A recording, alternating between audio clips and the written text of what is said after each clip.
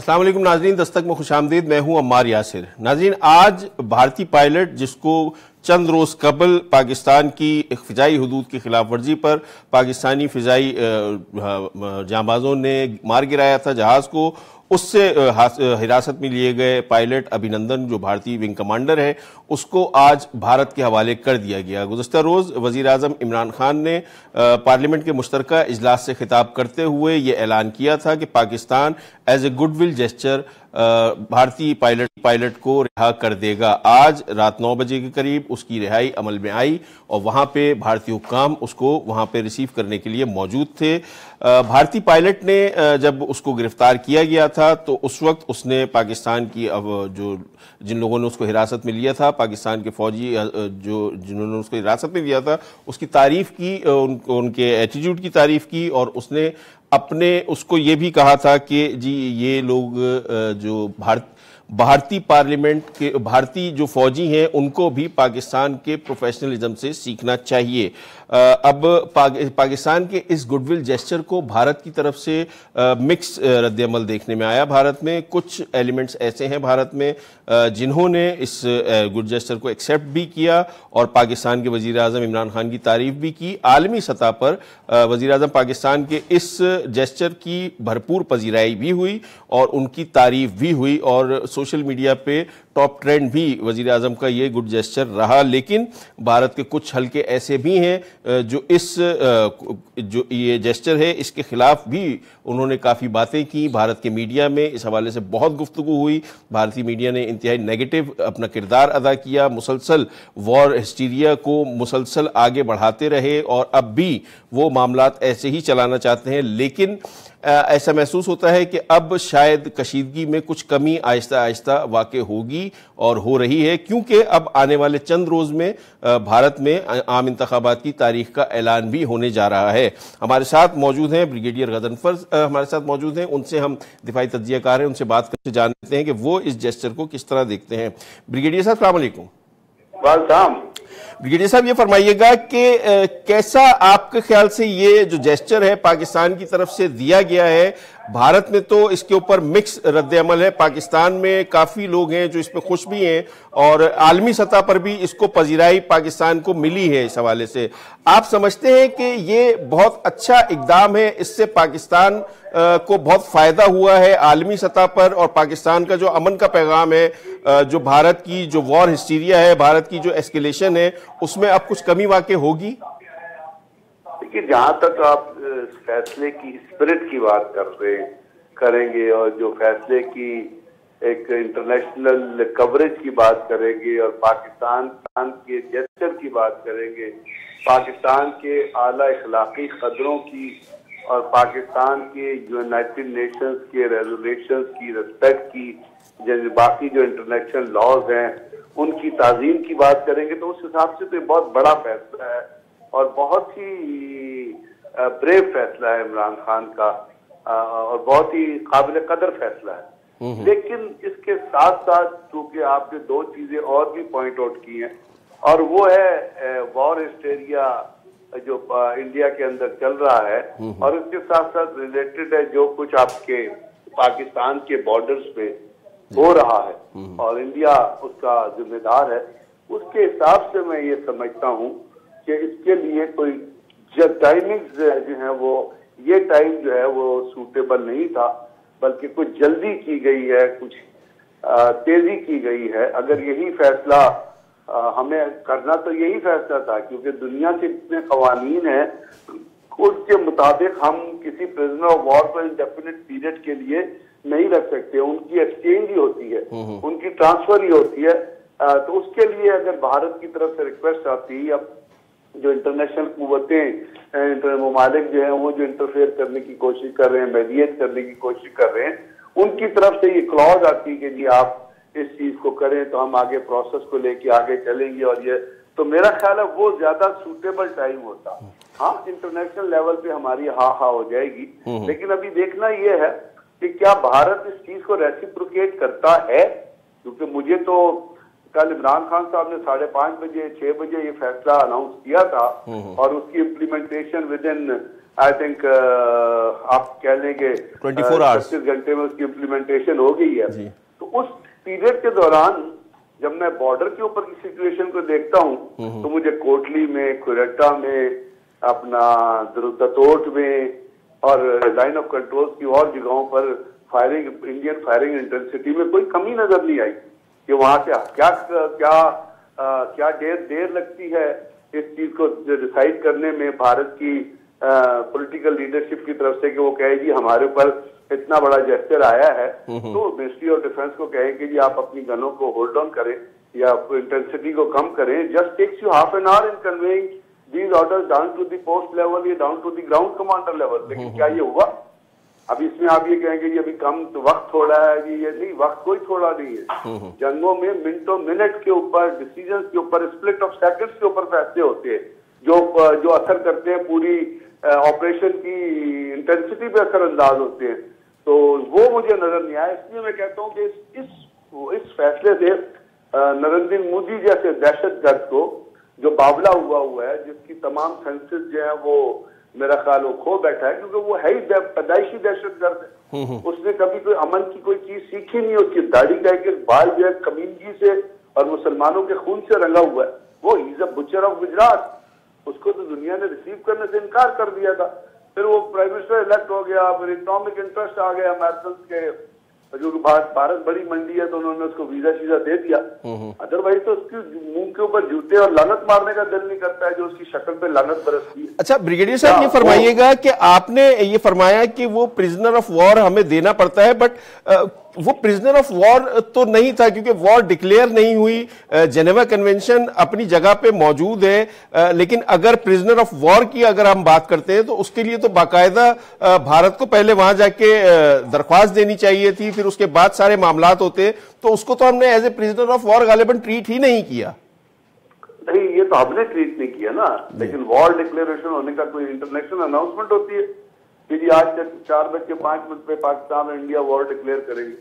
جب انڈیا نے آپ کی ایل او سی کراس نہیں کی، جب اس نے بالا کوٹ میں جا کے ایک بم ریلیز کیا یا ایک میونیشن ریلیز کیا تو وار تو شروع ہو گئی. کیونکہ جب کوئی فورسز، سویلین نہیں، جب کوئی آرم فورسز کا کوئی بھی ایلیمنٹ انٹرنیشنل بارڈر کو کراس کرتا ہے، اور بھارت جب بالا کوٹ پہنچا تو انہوں نے انٹرنیشنل بارڈر کراس کر دیا نا، وہ کے پی کے حد میں داخل ہو گئے. تو وار تو ہو گئی، ڈکلیئر ہو گئی وار. اب ناک کو ادھر سے پکڑے یا ادھر سے پکڑے، اس کو کانوٹیشن جو مرضی کر لیں. اور جو پائلٹ تھا اس نے بھی پاکستان کی انٹرنیشنل بارڈر کراس کیا اور پاکستان کے اندر آ کے گرا. پاکستان ایئر فورس نے ایک اور جہاز ہٹ کیا تھا، وہ انڈین ٹیریٹری میں گرا. اس کا پائلٹ وہاں پہ گرا ہوگا یا مرا ہوگا، اس کو تو ہم نہیں کہہ رہے کہ وہ پی ڈبلیو ہے. تو ہم تو یہ کہہ رہے ہیں جو ہمارے پاس پکڑا گیا تو اس کے لیے کوئی ضروری نہیں ہے کیونکہ ریٹرن اسٹیٹمنٹ دینی پڑے کہ the war has been declared at 10:45 hours between Pakistan and India. No. If you take an adventure, if you take اگر آپ کوئی بھی ایسا اقدام قدم کرتی ہے کوئی فوج تو وار ڈکلیئر ہو جاتی ہے، اس کے اندر وہ پی ڈبلیو بن جاتا ہے. اگر نہیں بھی بنتا تو کم سے کم وہ بھارت کا سرونگ ایئر فورس کا آفیسر تو ہے نا، بالکل، جو ایک مشن کے اوپر پاکستان کے اندر آیا تھا اور پکڑا گیا، گر گیا، اس کا پلین ہٹ ہو گیا. So all these things lead to his being prisoner in Pakistan. تو وہ اس کے اوپر جو دنیا میں ٹریڈیشن یہ ہے جب کسی ملک کا فوجی بھی پکڑا جاتا ہے تو وہ ملک ریکویسٹ کرتا ہے، وہ ریٹرن ریکویسٹ بھی کرتا ہے، وہ یو این او کو بھی کانٹیکٹ کرتا ہے، وہ ریڈ کراس کو بھی کانٹیکٹ کرتا ہے. تو دیکھیں جی جا کے دیکھیں ہمارے قیدی کی حالت کیا ہے، اور وہ ملک سے جو ملک پکڑتا ہے اس سے ریکویسٹ کی جاتی ہے کہ جی آپ اس کو ریلیز کر دیجیے. تو بریگیڈیئر صاحب، اگر میں آپ کی بات درست طور پہ سمجھ پایا ہوں تو آپ اس عمل کے خلاف نہیں ہیں. آپ یہ کہہ رہے ہیں کہ یہ تو ہمیں بہرحال کرنا ہی تھا لیکن تھوڑا جلدی میں کر دیا، تھوڑا سا ڈیلے کرتے اور وہاں سے ایک فارمل ریکویسٹ آنے کے بعد یہ کیا جاتا. ایگزیکٹلی میں نے تو آپ سے کہا نا کہ اس فیصلے کی اسپرٹ کو اور اس کی ہائی کیلیبر اسٹینڈنگ کو تو ڈینائی نہیں کیا جا سکتا، اور یہ بڑا بولڈ ڈیسیجن ہے. بٹ آئی تھنک اس ڈیسیجن کو پاکستان کے تھوڑے سے جو جنگ ہے اس کے خاتمے کے انٹرسٹ میں بھی ہونا چاہیے تھا، اور اس کے ذریعے یہ ہونا چاہیے تھا کہ بھارت بھی کوئی جسٹر پلے اپ کرتا، کوئی گڈ ول جسٹر پلے اپ کرتا. میرا کنسرن اس بات سے بہت کم ہے کہ مودی الیکشن جیتا ہے یا ہارتا ہے، وہ جہنم میں جائے جو مرضی کرے. میرا کنسرن ہے جو میرے فوجی بارڈر پہ بیٹھے ہوئے جنگ لڑ رہے ہیں. میرا کنسرن ہے جو لائن آف کنٹرول کے ساتھ میرے انوسینٹ سویلین، میرے معصوم شہری رہ رہے ہیں، اور جب بھارت بمباری کرتا ہے تو ان کے گھر تباہ ہوتے ہیں، ان کے اسکول تباہ ہوتے ہیں، ان کی ڈسپنسریاں تباہ ہوتی ہیں، وہاں پہ میرے جوان شہید ہوتے ہیں، ہمارے سویلین شہید ہوتے ہیں. تو میں جو جسچر کرنا، جو اسٹیپ لینا چاہوں گا، وہ اس طریقہ کار سے لینا چاہوں گا جس میں ان کی ویلفیئر کو فائدہ ہو. اچھا بریگیڈیئر صاحب، یوفوریا میں ہم ان کی کنڈیشن کو نہ بھولیں جو بارڈر پہ فائر ہو رہا ہے. اب سارے لوگ لگے ہوئے ہیں کہ جی بہت بڑا جسچر ہو گیا، بہت بڑا جسچر ہو گیا. بارڈر کی صورتحال، جو بارڈر کے اوپر خبر یا وہاں پہ جو فائرنگ انٹینسٹی ہے، اس کی ساری خبریں جو وہ سائڈ لائن پہ چلی گئی. ان کی میزریز جو وہاں پہ لوگ رہ رہے ہیں اس کو پوائنٹ آؤٹ کرنا جو ہے وہ سارا سائڈ لائن پہ ہو گیا. صرف ڈیسیجن کی اسپرٹ پہ بحث ہو رہی ہے کہ جی وہ بارڈر کراس کر گیا اور ابھی واگا پہنچ گیا اور واگا سے دور کو لے کے جا رہا ہے. سو آپ کو ایشوز جو ہیں ان کو پرائورٹائز کرنا پڑتا ہے. ٹھیک ہے وہ چلا گیا، اب چلا گیا. اب یہ بتائیں نا کہ انڈیا کیا ظلم کر رہا ہے ابھی تک اس نے بارڈر کے اوپر. بریگیڈیئر صاحب یہی میرا اگلا سوال یہی آپ سے ہے کہ 70 برس ہو گئے، یہ غالباً 5واں کانفلکٹ ہے جو کشمیر کے معاملے پہ باقاعدہ طور پر پاکستان اور بھارت کے درمیان موجود ہے اس وقت. لیکن عالمی ادارے یونائٹڈ نیشن نے قراردادیں منظور کی ہوئی ہیں، ان قراردادوں کو بھی 70 برس ہو گئے. اب معاملہ یہاں تک پہنچ چکا ہے کہ OIC جو کہ اسلامی ممالک کی تنظیم ہے، اس میں بھارت کی وزیر خارجہ بطور مہمان خصوصی وہاں پہ بلائی گئی ہیں اور وہ وہاں پہ اسپیچ بھی دیں گی. تو یہ ہم کس قسم کا میسج کشمیر مقبوضہ کشمیر کے لوگوں کو کنوے کر رہی ہے عالمی برادری اور مسلم امہ اسپیشلی؟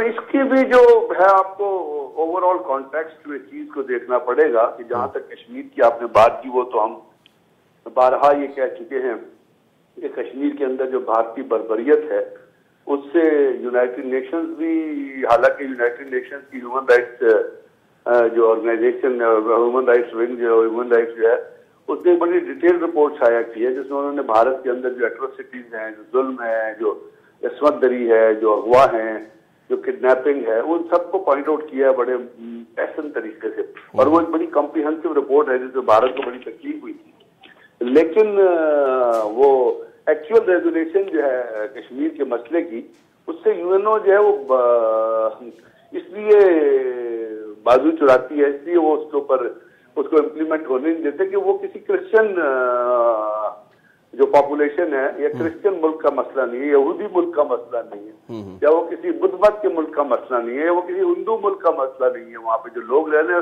جو سبجیکٹس ہیں وہ مسلمان ہیں، اور مسلمانوں کی مدد کرنا UNO کے اندر جو UNO کی بڑی بڑی طاقتیں بیٹھی ہوئی ہیں وہ مسلمانوں کو مارنے پہ لگی ہوئی ہیں. وہ کلیش آف سیولائزیشن جو ہے وہ UNO کے بھی اندر امپوز ہو جاتی ہے. اب ایسٹ تیمور میں وہ مسئلہ حل کرا دیتے ہیں، سودان میں وہ مسئلہ حل کراتے ہیں کہ وہاں پہ کرسچن پاپولیشن رہ رہی ہے، تو کیا UNO کہتی ہے کہ جی وہاں تو ہم فزیکلی جو ہے میڈیٹ کر سکتے ہیں، لیکن جہاں معاملہ آتا ہے کشمیر کا تو وہ کہتے ہیں کہ یہاں پہ ہمیں مینڈیٹ نہیں ہے جی فزیکلی مینڈیٹ فزیکلی انٹرفیئر کر لیا. یہ تو چیپٹر 7 کے اندر ریزولیشن پاس ہوئی ہے.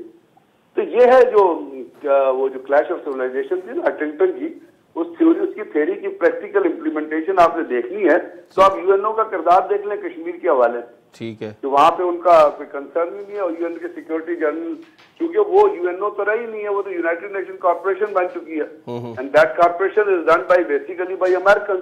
اور امریکنز کیا کر رہے ہیں، انہوں نے عراق کو کس طرح تباہ کیا، اس لیے کہ وہ تیل کی دولت وہاں سے قابو کرنا چاہتے تھے. انہوں نے صدام حسین کو ہٹا دیا، حالانکہ صدام حسین اب بہت بڑا سرچل کورٹ کی رپورٹ آئی ہے برطانیہ میں، کچھ 700 پیجز کی رپورٹ ہے، انکوائری رپورٹ ہوئی ہے. انہوں نے کہا صدام حسین کے پاس کوئی WMD نہیں تھے، اور بش نے اور بلیئر نے پوری دنیا سے جھوٹ بولا. تو اصولت تو یہ ہونا چاہیے تھا اتنے لوگ مارے تو Bush and Blair should be tried under. But brigadier صاحب OIC کیا کر رہی ہے؟ یونائٹڈ نیشن سے تو چلے ہم توقع نہ ہی رکھے، تو OIC نے بھی تو کوئی کردار ابھی تک ادا نہیں کیا، اور اب تو جو کیا ہے وہ اس پہ کیا کریں، کیا کہیں اس پہ؟ OIC نے کم از کم دو تین چار ریزولیشنز تو ضرور پاس کی ہیں، لیکن پریکٹیکلی تو آپ نے دیکھا کہ OIC جو مسلمان ممالک ہیں ان کی اورینٹیشن کوئی مسلمانوں کی پرابلمز کی طرف تو نہیں ہے. ان کی اورینٹیشن زیادہ تر تو آپ کو ویسٹرن اورینٹیشن نظر آتی ہے. اور آج تو سشما سوراج جو آئی ہے تو وہ اب ایک اس میں یہ بھی دیکھیے گا کہ پچھلے دنوں جو پچھلی حکومت تھی اس کے درمیان کوئی منسٹر آف فورن افیئر تھا ہی نہیں جی. تو یو اے ای سے ہمارے تعلقات کدھر پہنچ گئے تھے کیونکہ ایک گیپ تھا. اس گیپ کو انڈیا نے کور اپ کیا اور انڈیا نے اپنے یو اے ای سے تعلقات اتنے ڈیولپ کیے کہ وہ مندر بھی کھل گیا. تو دنیا میں یہ دنیا بڑی مطلب مفاد کی دنیا ہے. یہاں پہ ریلیجن جو ہے وہ مفاد نہیں بنتا, یہاں پہ ریلیجن انٹرسٹ نہیں بنتا, یہاں پہ اکانومی انٹرسٹ بنتی ہے. درست فرمایا بریگیڈیئر صاحب, آپ ہمارے ساتھ ہی موجود رہے گا. ہمیں ایک بریک پہ جانا ہے, بریک کے بعد ہم واپس آئیں گے تو کچھ اسی حوالے سے مزید کریں گے کہ کیا او آئی سی اگر اس طرح کی بات جیسے بریگیڈیئر صاحب نے فرمایا ہے کہ اس میں کوئی دو رائے نہیں ہے کہ ملکوں کے تعلقات مفادات کے تحت ہوتے ہیں, اپنے اپنے مفادات ہوتے ہیں اور اسپیشلی معاشی مفادات بہت اہم ہوتے ہیں, تو پھر مسلم امہ کا تصور کہاں جائے گا, او آئی سی جس بنیاد پہ قائم ہوئی تھی وہ تصور کہاں جائے گا, یہ ہم بریگیڈیئر صاحب سے پوچھیں گے. ایک بریک کے بعد دوبارہ حاضر ہوتے ہیں ناظرین, ایک بریک لیتے ہیں.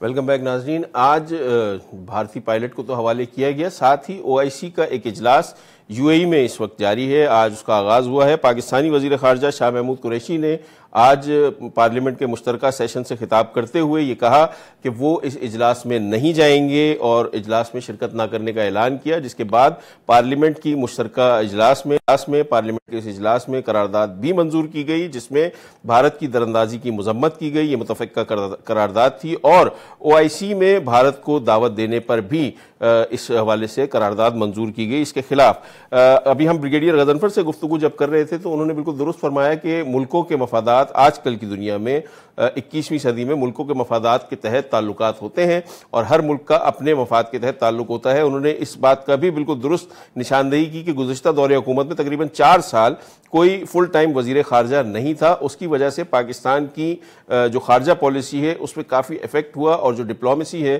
اس کو بھی کافی نقصان پہنچا. اس دوران میں آخری 1 سال کے اندر وزیر خارجہ تعینات کر دیے گئے تھے لیکن شاید بہت دیر ہو چکی تھی, اور اب جب یہ نئی حکومت آئی ہے تو شاہ محمود قریشی صاحب وزارت خارجہ کا قلمدان سنبھالے ہوئے ہیں. اس سے پہلے بھی وہ وزیر خارجہ کے طور پر موجود تھے.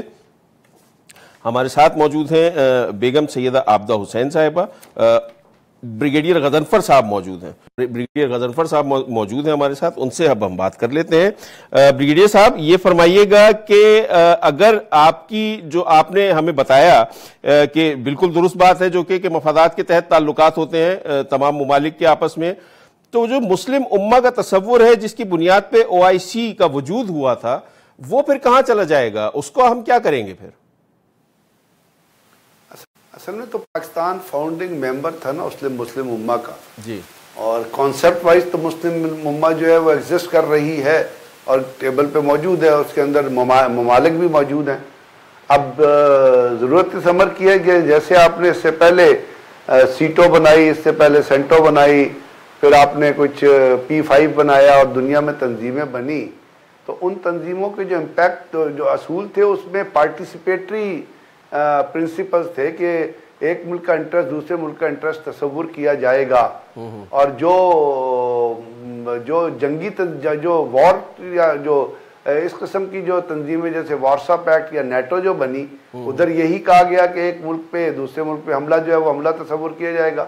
اب چونکہ یہ پولیٹیکل زیادہ اس کے اندر کوئی ملٹری ایلیمنٹ یا اس قسم کے تو وہ چیزیں ہیں نہیں, تو ڈپلومیٹیکلی اسٹانس جو ہے وہ مسلم امہ کو مسلم ممالک کا لے کے چلنا چاہیے, ان کے اوپر مینڈیٹری ہو جاتا ہے, فرض ہو جاتا ہے. لیکن سوچنے کی بات یہ ہے کہ کیا یہ ریئلائزیشن ہے کہ مسلمانوں کی پرابلمز کو لے کے آگے چلنا ہے؟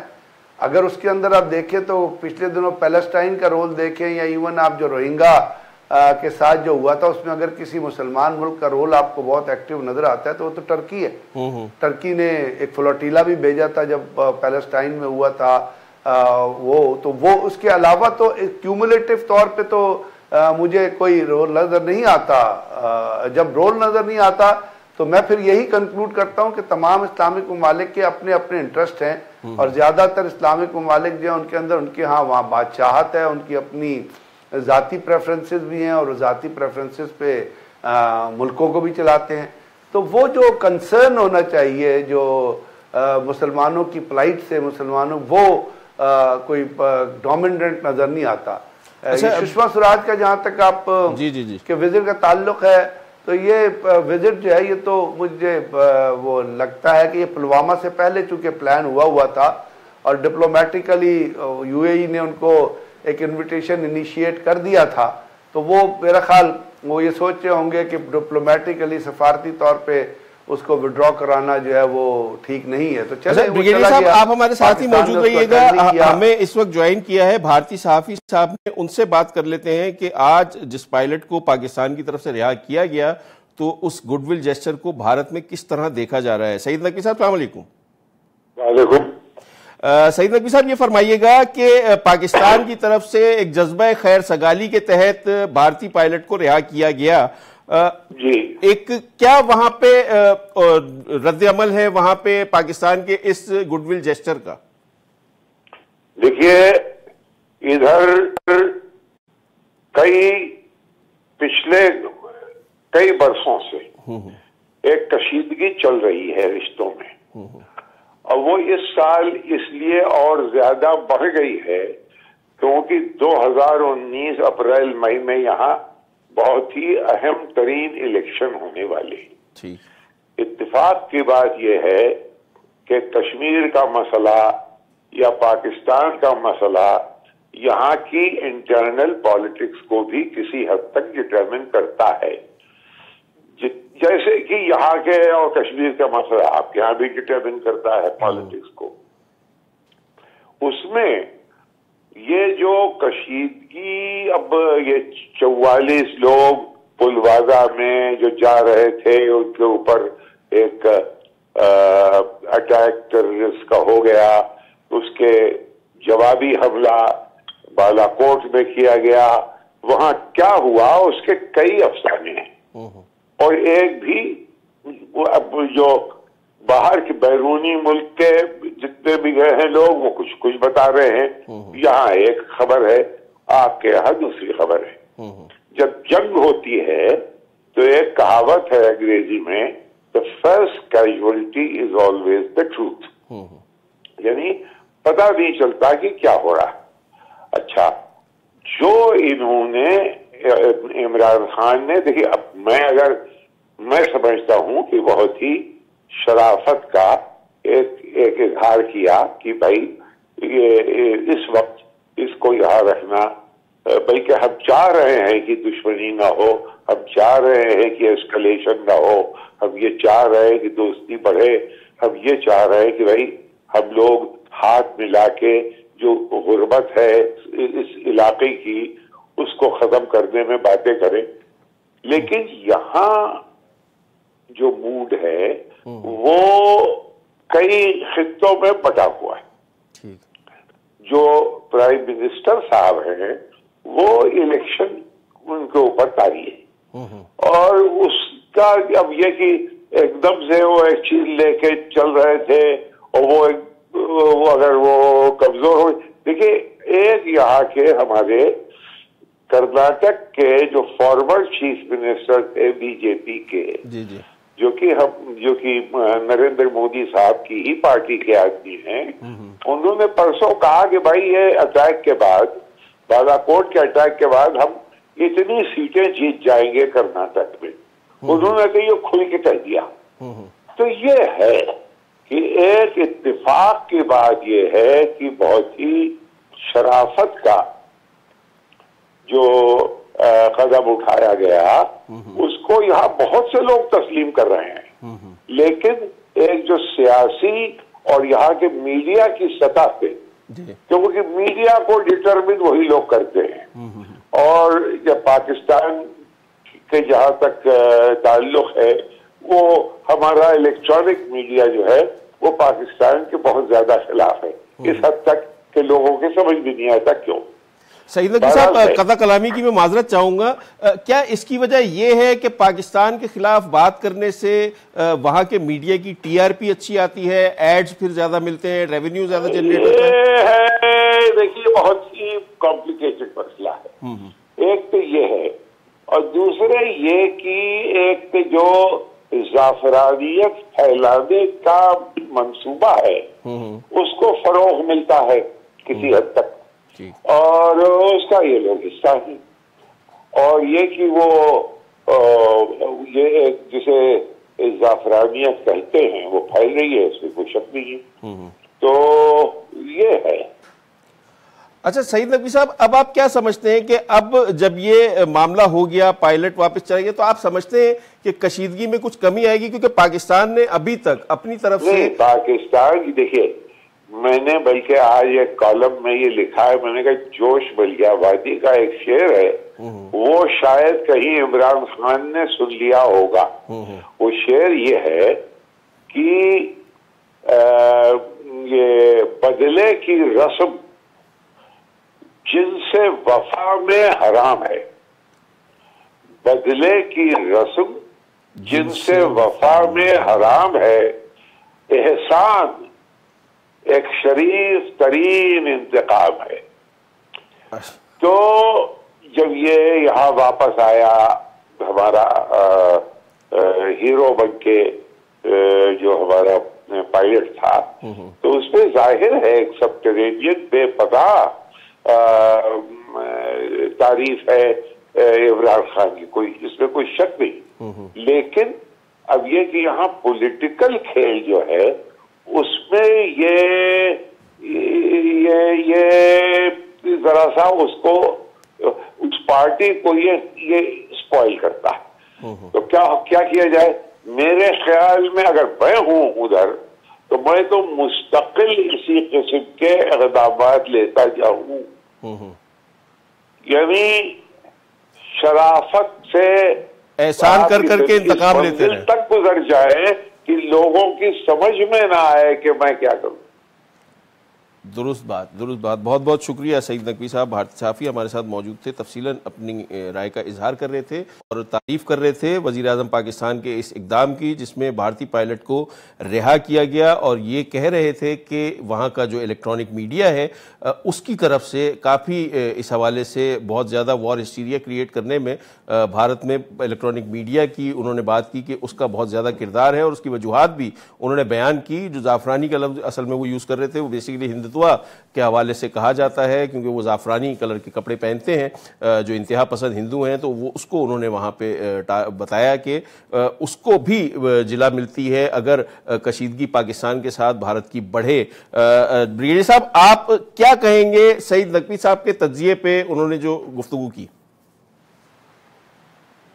उन्होंने ठीक कहा कि वहाँ पे सेफ्रॉन टेररिज्म, जिसको जाफरानियत कह रहे थे, उसको तो प्रियंका गांधी ने परसों एक ट्वीट किया, उसने इस चीज़ का इस्तेमाल किया कि जो सेफ्रॉन टेररिज्म है और ये हिंदुत्व की तहरीक, ये लहर है, ये भारत के लिए एक काला धब्बा है और ये भारत की इंटरनल फाइबर को तबाह करके रहेगा। उन्होंने कहा जी मुसलमानों ने तो हिंदुस्तान को तालीम में, सेहत में, माशियात में बहुत तरक्की दी है, और ये मुसलमान हुक्मरान थे जिन्होंने भारत को चंगेज खान और लड़ाकू खान की जो किलिंग थी और जो खतरा था उससे महफूज रखा है। लेकिन ये जो हिंदुत्व के परिचक है, परिचार हैं, ये जो नीले पीले कपड़े पहन के साधु फिरते हैं, जो जमुना में पेशाब करते हैं, एक तो इनको पेशाब पीने की बड़ी आदत है, उसको पी लेते हैं, या गाय का पेशाब होता है उसको पी लेते हैं। अब जिस मुल्क में लोग या रिलीजियस लोग गाय के पेशाब में नहा रहे हों, गाय मूत्र पी रहे हों, उनका प्राइम मिनिस्टर जो दिन में 10 गिलास पीता हो, तो वहां पे तो दहशतगर्दी फैलेगी ना। एक नेचुरल फिनोमेना है कि आप नेचुरल अननेचुरल चीज जब लेंगे जो हाइजीनिकली अलाउड भी नहीं है, तो आपके जहन में खन्नास ही भरेगा ना, आपके मुंह से बदबू आएगी, आपके जिस्म से बदबू आएगी। तो ये बदबूदार लोग जो बैठे हुए हैं, इन्होंने सारी पोलाइटी की, इंडिया की सारी जो फाइबर है उसको तबाह किया हुआ है। आप कहते हैं कि जी वो हमेशा से कहते लोग आए हैं कि जो सेकुलर मुल्क है, मैंने कहा वो कहां से सेकुलर मुल्क है? जो सिखों के साथ इन्होंने किया था वो सेकुलरिज्म का तकाजा था। सेकुलर जो इन्होंने सिखों को जिस तरह मारा है, वो गोल्डन टेम्पल में मारा। फिर यहाँ तक हुआ कि इंडियन फौज ने सिखों को जो कृपान लेके जाता था तो टैंक के गोले के आगे खड़ा करके मार देते थे। फिर उन्होंने गाजियाबाद और हिंदू रेलवे स्टेशन, अपना दिल्ली रेलवे स्टेशन में ट्रेनें रोकी, 8-8 घंटा ट्रेनें रोकी, वहां से सिखों को निकाला, उनको कत्ल किया, उनके घरों को जलाया। मुसलमानों को ये मार रहे, आज से नहीं मार रहे, हिंदू मुस्लिम फसादात कब से हो रहे।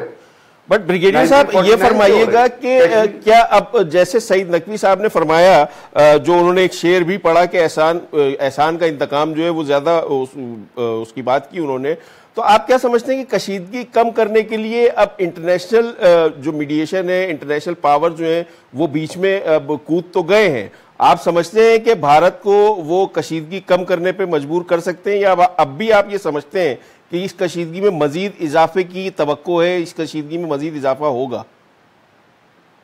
मैं तो आपसे कहा कि कशीदगी में मजीद इजाफा हुआ है। अगर तो इसको सिर्फ आप भारत की दहशतगर्द लीडरशिप के ऊपर छोड़ते हैं और उस जलील किस्म के प्राइम मिनिस्टर के ऊपर छोड़ते हैं तो कशीदगी में तो इजाफा हुआ है। लेकिन जो इंटरनेशनल मीडिएशन में खास तौर पे मैं देखता हूं कि जो सऊदी अरब का जो रोल अभी नजर आ रहा है, जैसे खबरें आ रही है कि सऊदी वजीर खारजा जो है वो ये OIC के समिट से फारिग होकर न्यू दिल्ली जाएंगे और फिर वो पाकिस्तान आएंगे, तो न्यू दिल्ली में सऊदी अरब ने इन्वेस्टमेंट की है और उसको पाकिस्तान में भी उन्होंने इन्वेस्टमेंट की है। एक और चीज ना भूलिएगा, और ये मैंने पहले भी कही थी और अभी इंडिपेंडेंट में इसकी इंडिपेंडेंट जो है इंडिपेंडेंट में इसकी खबर भी आ गई है कि पाकिस्तान के साथ इंडिया की जितनी चपकलिश चल रही है और जो कुछ हो रहा है इसमें इजराइल का हाथ, मुसैद का बहुत बड़ा हाथ है। और कल जो मिसाइल क्रिस्टल मेज मिसाइल जो रिलीज किया था वो इजरायली मिसाइल था, जो उन्होंने लेजर गाइडेड मिसाइल था जो उन्होंने इंडिया को प्रोवाइड किए हैं।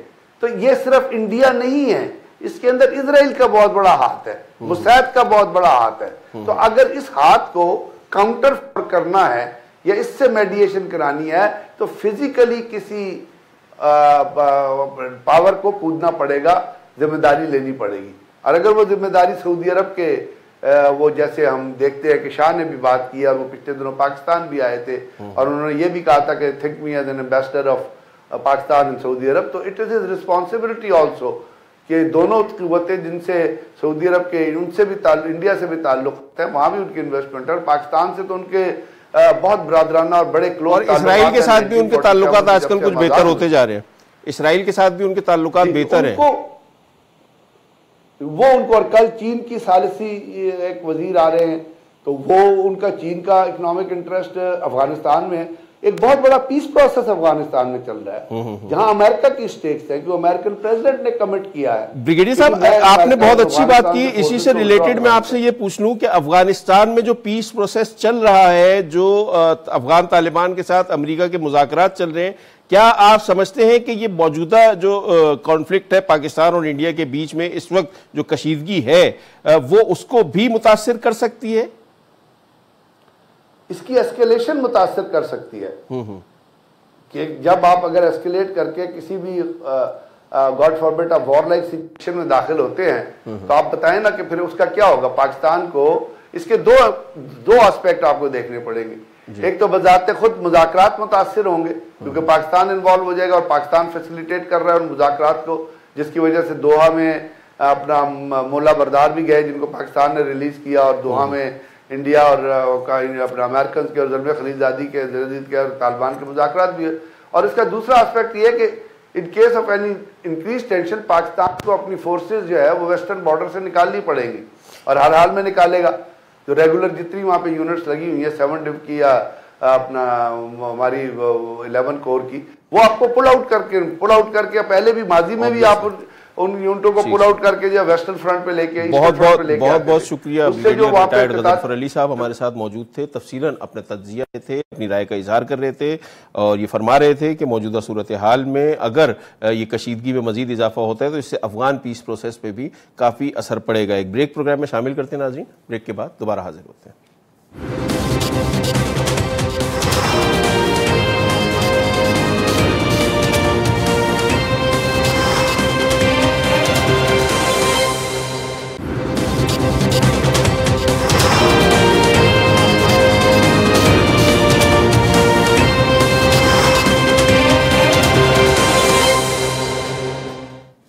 آج پارلیمنٹ کے مشترکہ اجلاس میں تقریریں ہوئیں. وزیر خارجہ شاہ محمود قریشی صاحب نے یہ فرمایا کہ وہ OIC کے اجلاس میں نہیں جائیں گے. شہباز شریف صاحب قائد حزب اختلاف کا کہنا یہ تھا کہ پاکستان کو اس اجلاس میں شرکت کرنی چاہیے، جبکہ آصف علی زرداری صاحب کا بھی یہی کہنا، شہباز شریف صاحب کا یہ کہنا تھا کہ اس اجلاس میں شرکت نہیں کرنی چاہیے، بٹ آصف علی زرداری صاحب کا کہنا یہ تھا کہ پاکستان کو یہ فورم انڈیا کے لیے کھلا نہیں چھوڑنا چاہیے اور اس میں شریک ہونا چاہیے. لیکن پھر فائنلی فیصلہ یہی ہوا کہ شاہ محمود قریشی صاحب OIC کے اجلاس میں نہیں جائیں گے.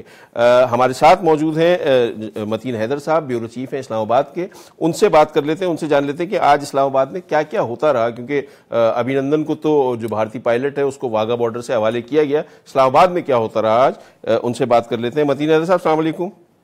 وعلیکم السلام ہماری آصف صاحب. متین حیدر صاحب یہ فرمائیے گا کہ آج پارلیمنٹ میں مشترکہ متفقہ قرارداد بھی منظور ہو گئی مشترکہ سیشن میں، اس حوالے سے OIC کے سیشن کے حوالے سے بھی اور بھارتی جارحیت کے حوالے سے بھی. وزارت خارجہ سے کیا خبریں، کیا پاکستان اس OIC کے اجلاس کا بائیکاٹ کر رہا ہے یا وزیر خارجہ شاہ محمود قریشی صاحب نہیں جائیں گے، کوئی نچلے درجے کا افسر جائے گا؟ جی دیکھیے، یہ پاکستان نے اصولی طور پہ جو ہے اس کا OIC کے وزرائے خارجہ کے اجلاس کا بائیکاٹ کیا. وزیر خارجہ جو ہیں وہ پاکستان کی ہی ریپرزنٹیشن کرتے ہیں، اس لیے ہم یہی کہہ سکتے ہیں کہ پاکستان نے اس کا بائیکاٹ کیا. اعلیٰ ترین سطح پر صلاح مشورے کیے گئے، جو متحدہ عرب امارات میں پاکستان کے سفیر ہیں ان سے مشاورت کی گئی. اس کے ساتھ ساتھ سعودی عرب میں جو پاکستان کے سفیر ہیں ان سے مشاورت کی گئی. پھر دفتر خارجہ میں گزشتہ 2-3 روز سے اس معاملے پر مشاورت کی جاتی رہی. اس کے بعد یہ طے پایا کہ چونکہ پاکستان کو اعتماد میں لیے بغیر بھارتی وزیر خارجہ کو اس OIC وزرائے خارجہ کے اجلاس میں بلایا گیا ہے، تو یہ بھی پاکستان کے لیے سخت ناگواری کا باعث ہے کہ OIC کا انتہائی اہم اور متحرک رکن، نہ صرف متحرک بلکہ فاؤنڈر ممبر، بانی رکن ہوتے ہوئے پاکستان کو اس ساری صورتحال پر اعتماد میں نہیں دیا گیا. جبکہ UAE نے موقف اختیار کیا کہ ان کو بلانے کا مقصد یہ تھا کہ کانفرنس کے حاشیے پر دونوں ممالک کے وزرائے خارجہ آپس میں ملاقات کر سکیں. پاکستان نے اس جسچر کے لیے تو UAE کا شکریہ ادا کیا، تاہم کہا کہ اس وقت جو پاکستان اور بھارت کے درمیان تعلقات کی صورتحال ہے وہ تناؤ کی سی ہے، کشیدگی ہے. بھارت پاکستان کے خلاف جارحیت کر چکا ہے، لہذا ایسی صورتحال میں پاکستان کو اعتماد میں نہ لے کر پاکستان کو ناراض کیا گیا. اس کے اوپر 3-4 روز تک مشاورتی عمل چلتا رہا اور اس کے بعد یہ طے پایا کہ وزیر خارجہ اب اس اجلاس میں شرکت نہیں کریں گے. آج صبح جی نیوز سے وزیر خارجہ نے بات کرتے ہوئے اس بات کی تصدیق کی کہ وہ اجلاس میں نہیں جا رہے. اس کے ساتھ انہوں نے یہ بھی کہا کہ اس حوالے سے انہوں نے ایک فارمل لیٹر لکھا ہے OIC کے سیکرٹری جنرل کو. تو بنیادی وجہ یہ تھی کہ پاکستان کو اعتماد میں نہیں لیا گیا اور اسی وجہ کے باعث وزیر خارجہ پھر UAE نہیں گئے. لیکن ابھی ہم دیکھیں کہ آج افتتاحی اجلاس میں بھارتی وزیر خارجہ نے بہت سخت لب و لہجہ استعمال کیا. پاکستان کا نام تو نہیں لیا گیا، لیکن نام لیے بغیر بعض ایسی ریاستیں ان کے بقول انہوں نے اپنی روایتی انداز میں ہرزہ سرائی کی لیکن پاکستان کا نام نہیں لیا. تو یہاں پر اسلام آباد میں انہیں یہ بھی ایڈوائس دی گئی تھی کہ آپ اس فورم کو جو ہے وہ بھارت کے رحم و کرم پر مت چھوڑیے، آپ اس میں ضرور جائیے، ان سے ملاقات کرنا نہ کرنا آپ کی چوائس ہے، اس لیے آپ اس فورم کو بالکل بھارت کے رحم و کرم پر مت چھوڑیے. اگر آپ نہیں ہوں گے تو بھارت اپنا بیانیہ وہاں بیان کرنے میں کامیاب ہو جائے گا. تاہم جو اعلیٰ ترین دفتر خارجہ کے پالیسی میکرز تھے ان کی ایڈوائس پر اور پھر کچھ PTI کی لیڈرشپ کے ساتھ بھی مشاورت کی گئی، جس کے بعد یہ طے کیا گیا کہ اب وزیر خارجہ نہیں جائیں گے. اب یہ ابتدائی اجلاس شروع ہو چکا ہے لیکن پاکستان اس میں شریک نہیں ہے. اچھا متین حیدر صاحب یہ فرمائیے گا کہ 2 روز قبل شاہ محمود قریشی صاحب نے فرمایا کہ وہ اس اجلاس میں شریک، وہ کسی ایسے اجلاس میں نہیں جائیں گے جس میں بھارتی وزیر خارجہ ہوں گی.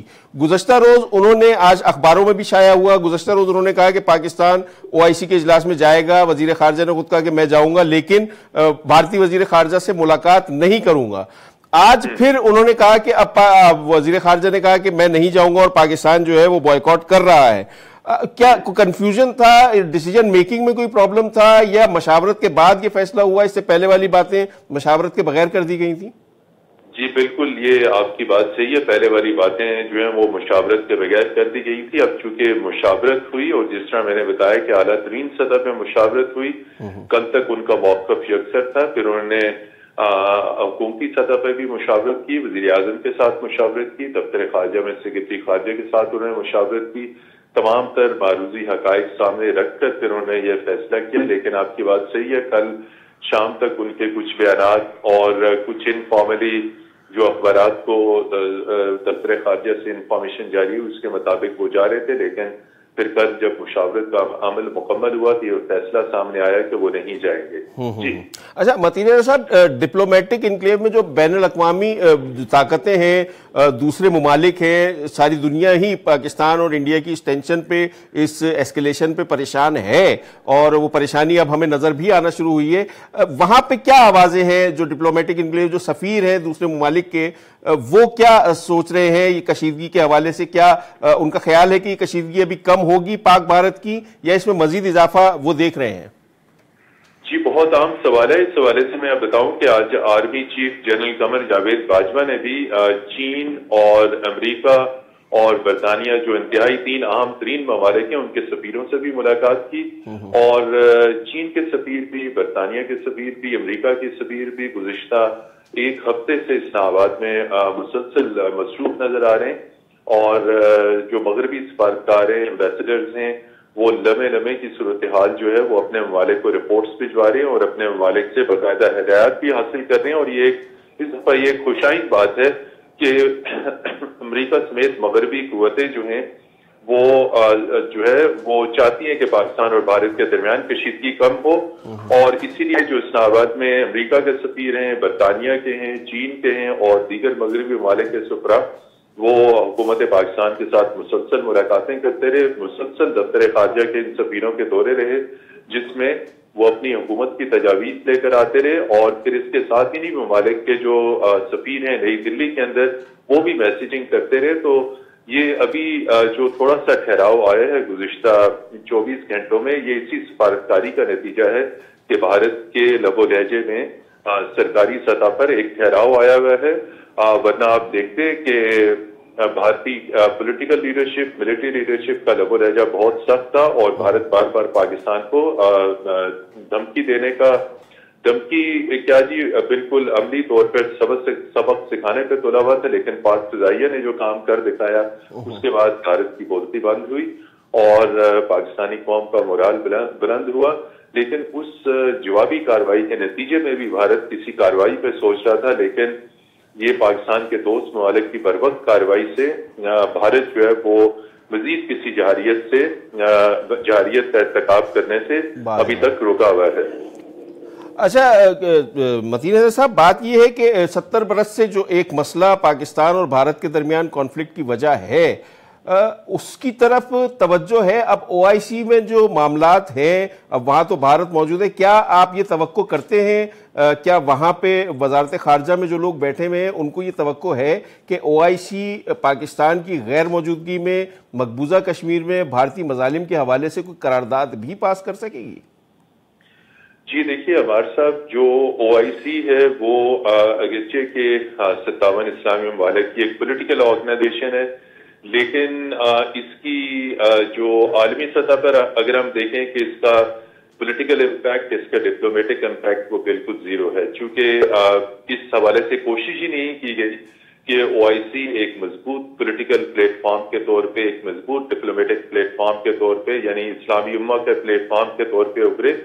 اس کے مقابلے میں ہم دیگر انٹرنیشنل آرگنائزیشنز کو جب دیکھتے ہیں اس میں یورپی یونین ہے، کامن ویلتھ ہے، اقوام متحدہ ہے، اور اس کے ساتھ ساتھ دیگر جو ہیں وہ جس طرح شنگھائی تعاون تنظیم ہے، بڑی بڑی جو بین الاقوامی تنظیمیں ان کا اثر و رسوخ، وہاں سے پاس ہونے والی قراردادوں کا ایک اپنا امپیکٹ ہے.